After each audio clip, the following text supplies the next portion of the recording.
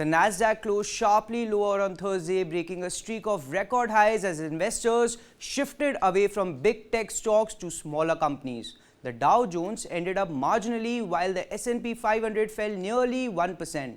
Tech-heavy Nasdaq plunged about 2% following a Labor Department report showing unexpected consumer price decline in June, hinting at a potential rate cut by the Federal Reserve in September.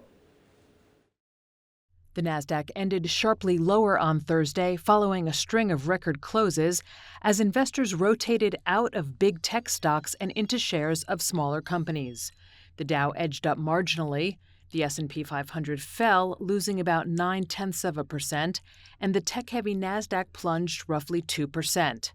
A Labor Department report showed U.S. consumer prices fell unexpectedly in June, and the annual increase was the smallest in a year, drawing the Federal Reserve closer to a September rate cut. Despite signs of receding inflation, Wall Street's most valuable companies lost ground, with Microsoft and Amazon each losing more than 2%, Meta Platforms dropping about 4%, and AI chip darling Nvidia shedding 5.5%.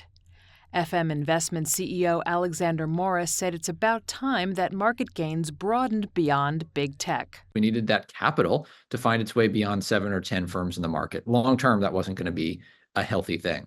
We knew there would be a catalyst for it. We thought that would be rates coming down. And we saw when there was news that it was pretty clear rates will be coming down soon enough, the market reacted it more or less as we would have expected. Shares of Tesla tumbled 8.4%, its biggest one-day percentage drop since January, after Bloomberg News reported the company is delaying the launch of its robotaxi by about 2 months to October.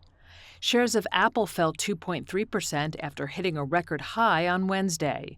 Still, BofA Global Markets raised its price target for Apple, saying it expects strong iPhone sales driven in part by new AI features.